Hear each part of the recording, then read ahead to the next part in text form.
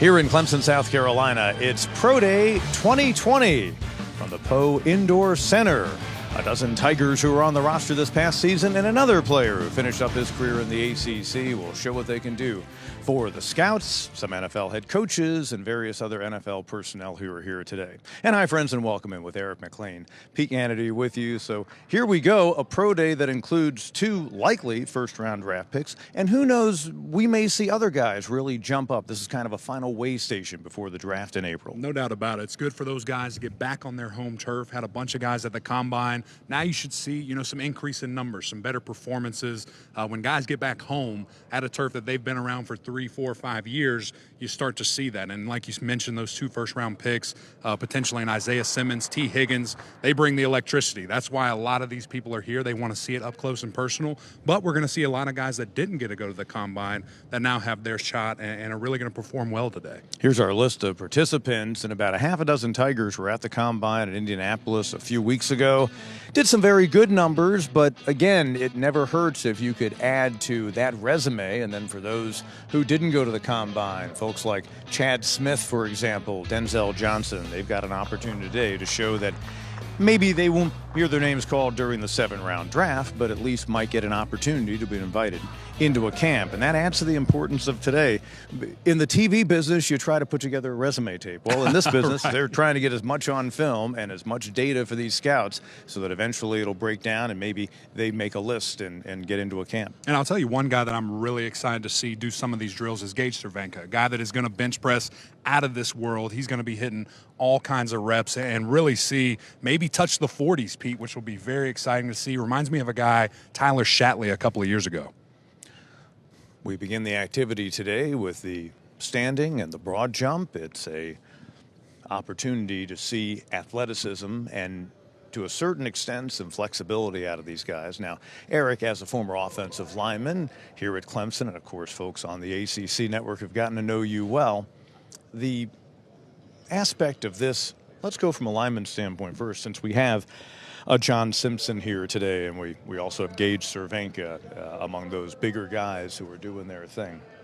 What is from that standpoint, how much can a bigger body get out of this as opposed to someone more athletic like a Denzel Johnson, Isaiah Simmons, etc.? For here, there's no doubt about it. This can directly show you explosion, especially on that vertical jump. For an offensive lineman, really you want to see anywhere from 27, 28, and beyond. John Simpson hit 30 at the combine, which is absolutely amazing to see him explode that way. And then here on this broad jump, you see their hips. You see the way that they explode. That translates directly on the field, blocking, run blocking, and just, again, measuring that explosiveness of these athletes. Now, this is what I'm excited to see right here, Pete. This guy is going to throw this weight around like it is absolutely nothing. He told me he wants to get around 40. I think he's going to break 40.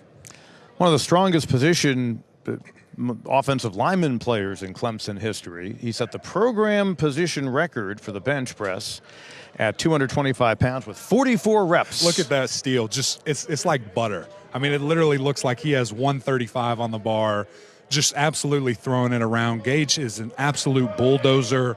If he gets a chance, it's going to be fun to see him in a run-oriented group. When I think of the 49ers, I think of the Steelers, the Patriots, because he is just absolutely a guy that will run you over and enjoy doing it. It was at the 225-pound weight that he's currently lifting, remember, that he set that Clemson record for his position with 44 reps. A former standout high school wrestler, one of the greatest ever in the state of South Carolina, a 4-time individual champ at Emerald High in Greenwood, the only player ever to achieve that, lost just one wrestling match in his entire high school career. Truly remarkable. And I'm sure that's when he was a freshman too, right? Going against some crazy senior. Yeah. But you see a guy like that. Wrestling translates so well to this game, and you love to see athletes, not just football players. You want guys going out playing basketball, baseball, wrestling, things that'll translate to the football field. And for the guy wearing number 59, 39 reps for Gage Cervenka. 5 shy of his Clemson program record, but that's okay. He'll certainly be in a position to further impress, and that had to further impress those who are watching here today from the various NFL teams. Going to take a timeout, getting ready for speed. The 40-yard dash comes up when we return to Clemson. Back at the Poe Indoor Facility here at Clemson, Pro Day continues for 2020-13, showing what they can do in front of NFL personnel with Eric McLean, Pete Hannity back with you. We've just gotten word that T. Higgins, who was iffy as far as running the 40-yard dash, which is about to begin, we understand he's going to run. This is a very big moment for him in the process leading up to the draft. A little bit of breaking news, right? Yeah. It's going to be exciting to see him run. Big, tall receiver, a guy that is very physical. Again, I said it early in the broadcast, but if he can just tap under a 4.6, so I'm talking a 4.55. If he runs a 4.4, he's a lock. He's going to be a first rounder. You could argue the most important moment in this 2020 Pro Day is about to unfold before our eyes. T. Higgins didn't run the 40 at the Combine where he was limited and really didn't do anything on the field. But the wide receiver, who is likely a first rounder, certainly has the makeup, a variety of milestones during his Clemson career, catching passes, particularly his 27 touchdowns, tied for the program best with Nuke Hopkins and Sammy Watkins. And here he is.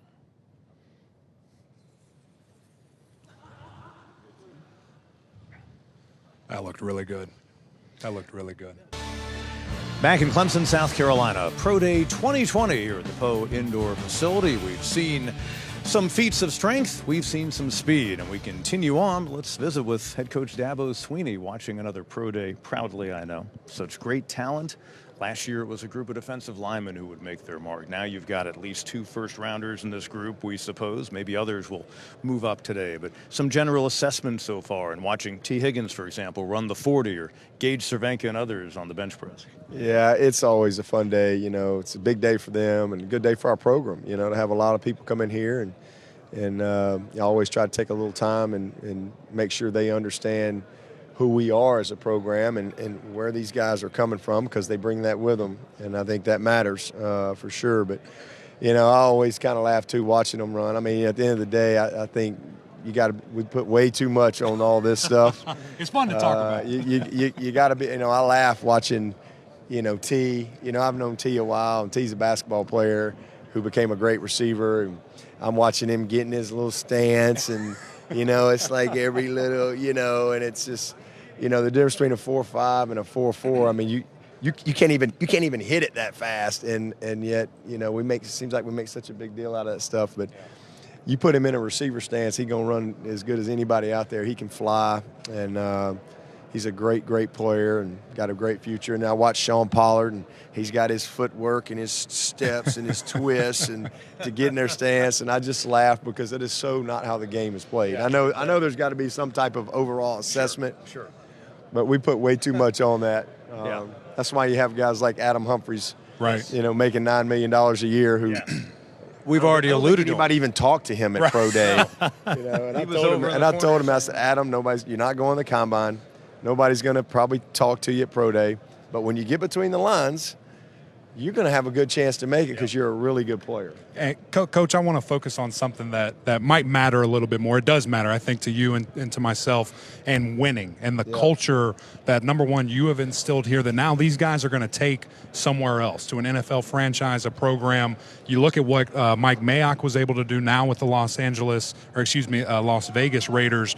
How important is that, and when did you kind of see that maybe shift a little bit more to where guys are focusing on that? And that's important, to where if there's a Clemson guy and an Auburn guy, they're going to go with the Clemson guy because of that. Well, so I think since I've been the head coach, I think I'm 3rd in draft picks and 2nd in first-round picks. But more importantly than that, we've had 109 guys get a shot, either through the draft or free agent, and 80% have made the roster.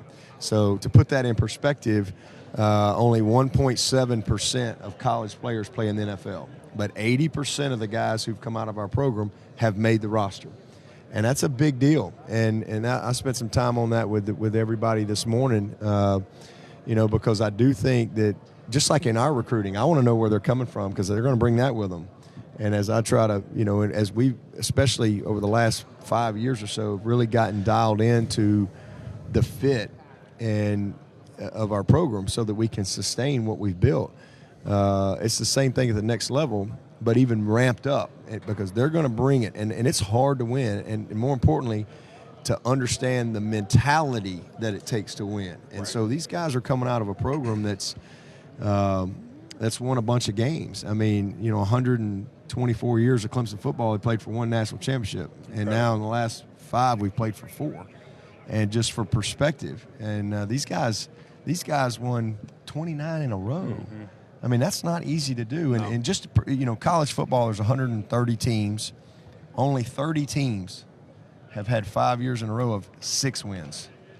So that's 100 teams out there. I mean, that's how hard it is to win. Right. And then you go 8, it cuts down. You go 9, and there's only 4 teams that have had 9 10+ win seasons, or 5 10+ win seasons. Yeah. So it's a hard thing to do, but they understand it.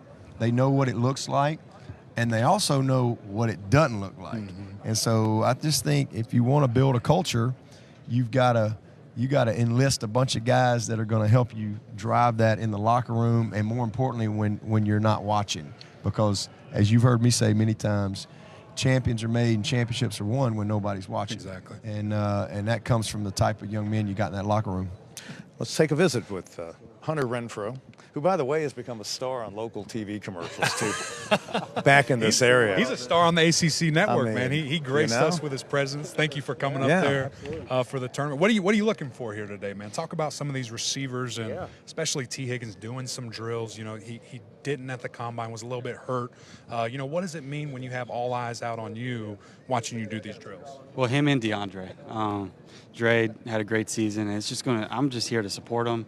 I know they're going to have great careers in the NFL. Hopefully they can be Raiders. A couple of wide receivers. Can you believe that? Can you believe we got him? Oh, we thought this was Humphreys. Wait, whoa. Yeah. Wow. There we go. So, I mean, just hanging out with them, and I really haven't seen them a lot. I mean, I've seen them a little. You've been a little busy. Yeah, I mean, we had our season, and they got done so late, so it's cool. You get to the NFL, and I'm sure this is a question many folks have asked you, but it's probably folks watching, just what was the difference for you? Because, again, it's not like you were the, dominant guy who was, 6'4" on this level, then we're small. I mean, you kind of were in the same role with the Raiders that you were here. Very similar. It doesn't matter if you're playing in the backyard or playing college, high school, NFL. You're just having fun, and you have your role, and it really is, looking back, it really is so much of a one-play mentality, and you just try to dominate that play. And it's interesting because the NFL is a lot different than college, whereas college, you lose one game, and your season's over, And so you can lose 5 or 6, not that you want to, but you can lose 5, 6, 7 games in the NFL and still make it to the Super Bowl and achieve your dream. So it's different from that aspect a little bit. Things can be brought to light, bad habits, the way you cut. These guys are doing a great job of the consistency. And I got to tell you, this is my favorite part of the day, is go throw it and go get it, man. When you can stretch a field with a 6'4" wide receiver, man, that changes the game. Well, DeAndre Overton, you love the burst down the sideline, and got a little bit of a hand from the folks here who are not football personnel that are watching. They were impressed. It was impressive to see him look up over the back shoulder and bring in the grab. Take another look right here. J.P. Lossman. I mean, you're tracking that ball 60 yards downfield. Again, something to think about is it is not the college ball. There are no white stripes, so it's a little bit harder to identify. And just to catch that over your shoulder is fantastic. It looks like T. Higgins might not be running this route. Yeah, he took his gloves off.